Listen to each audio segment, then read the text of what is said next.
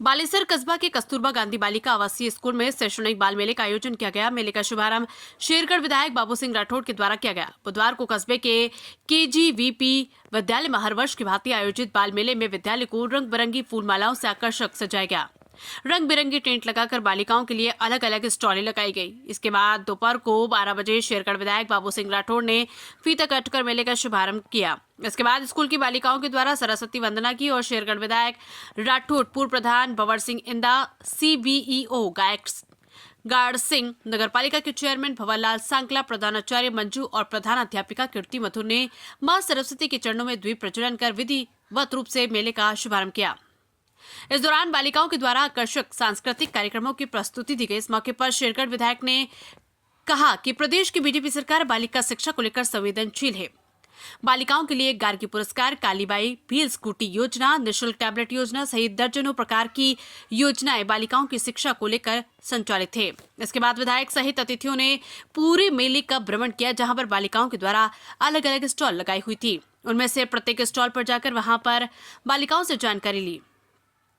वहीं CBO guard Singh और प्रधानाचार्य मंजू ने उनको KGVP भवन में मूलभूत सुविधाओं की कमी को लेकर अवगत कराया। तो विधायक ने हाथों हाथ नगर पालिका के EO सुरेंद्र सिंह भाटी और जैन जगदीश सुथार को बुलाकर भवन की आवश्यक मरम्मत करवाने, CCTV कैमरा लगवाने, इन्वर्टर लगाने, खेल मैदान विकसित करने, गेट पर भूतपूर्व सैनिक को चौकीदार लगाने, नए हॉल निर्माण करने के निर्देश दिए। इस मौके पर भाजपा बालेसर संयोजक रूप सिंह इंदा, भाजपा मंडल अध्यक्ष बालाराम घमडोणी, जुगराज माली, छोटू राम सांकला, पूनाराम गहलोत, दिलीप कछावा, विजय सिंह परिहार, भाजपा युवा मोर्चा के हिम्मत सिंह इंदा, व्याख्याता राजेश शर्मा, जगदीश चंद माली, मनीता कुमारी मीणा, मूरी चौधरी सहित स्टाफ मौजूद था। जोधपुर राजस्थान से हनुमान सिंह राजपुरोहित की रिपोर्ट। विधायक साहब, आपने आज निरीक्षण किया है हॉस्टल का, क्या कमियां नजर आई और क्या कमियां हैं उसकी? कस्तूरबा गांधी आवासीय बालिका विद्यालय और शारदा छात्रावास बालेसर, यहाँ पर आज किशोरी मेले का आयोजन था। किशोरी मेले के आयोजन पर आने का अवसर मिला और मैंने शारदा छात्रावास और कस्तूरबा गांधी आवासीय बालिका विद्यालय दोनों का निरीक्षण किया है। तो यहाँ जो भी कमियाँ हैं विधायक कोष से और नगर पालिका दोनों से मिल करके और इसमें सुधार करेंगे और बच्चों को अच्छा वातावरण मिले और यहाँ छात्रावास में व्यवस्था ठीक हो जाए। यहाँ कुछ मरम्मत की आवश्यकता है, खेल मैदान की ज़रूरत है, स्कूल कॉम्प्लेक्स की ज़रूरत है, कुछ फर्नीचर की ज़रूरत है, यहाँ इन्वर्टर की ज़रूरत है, बिजली का सुधार करना है, 2 स्कूल कॉम्प्लेक्स बनाने हैं और एक हमें यहाँ पर चौकीदार के लिए 2 अलग से कक्ष बना करके उनको स्कूल कॉम्प्लेक्स उनके लिए अलग बनाने हैं। तो जो भी यहाँ कमियाँ हैं उनको आज हमने हमारे नगर पालिका के चेयरमैन भंवरलाल जी सांकला हैं, साथ में EO साहब सुरेंद्र सिंह भाटी हैं, जैन साहब हैं, उनको यहाँ एस्टिमेट बनाने के लिए कहा है और बहुत जल्दी ही 2 साल में इस वित्तीय वर्ष में और अगले वित्तीय वर्ष में इन दोनों छात्रावास शानदार व्यवस्था करेंगे, जिससे यहाँ की तस्वीर बदले और हमारे बच्चों की तकदीर बदले, उनका भविष्य सुधरे। सर, शेरगढ़ विधानसभा क्षेत्र में सबसे ज़्यादा राजस्व गांव बने आपके प्रयासों से 37 राजस्व गांव, तो अब उनके अंदर क्या क्या बुनियादी सुविधाएं वगैरह शुरू होगी उन राजस्व? मेरी शुरू से सोच ये रही है कि कभी ढाणियों का विकास नहीं होता, चाहे केंद्र सरकार हो चाहे राजस्थान सरकार हो, राजस्व गांव को विकास की इकाई मान के विकास करती है।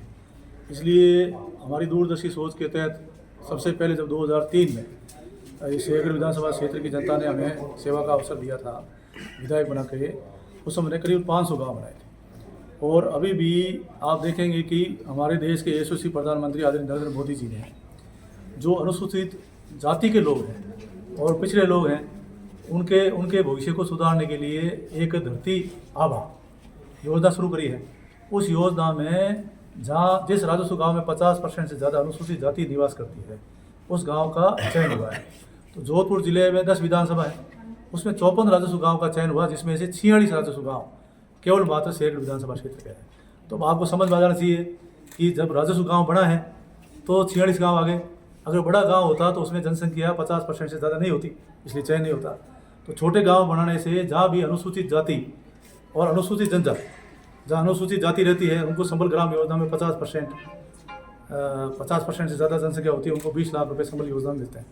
और अनुसूचित जनजाति के लिए भी जो गाँव हैं और 50% से ज़्यादा है, अब उन लोगों को 25 विभाग मिल करके सारी सुविधाएँ, पानी है, बिजली है, सड़क है, चिकित्सा है, शिक्षा है, प्रधानमंत्री आवास योजना है, सारे काम 25 विभाग मिलकर के वहाँ करेंगे।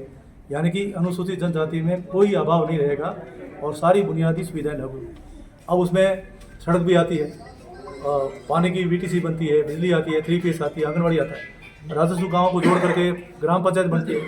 ग्राम पंचायत मुख्यालय पर 12वीं विद्यालय आ जाएगा, उप स्वास्थ्य केंद्र आ जाएगा। पंचायत मुख्यालय की सुविधाएं जो केंद्र और राज्य सरकार तय करती है उस मुख्यालय को मिलती है। फिर पंचायतें जोड़ करके हम पंचायत समिति बनाते हैं। तो पंचायत समितियाँ ज़्यादा होती है तो पंचायत समिति मुख्यालय के जो ब्लॉक होता है और ब्लॉक की सारी सुविधाएं ब्लॉक मुख्यालय पर आती है, उसका लाभ हमको मिलता है। तो फिर ऐसे पंचायतों को जोड़ करके जब 20 पटवार मंडल हो जाते हैं तो उसकी तहसील बन जाती है, 10 पटवार मंडल पे उप तहसील हो जाती है।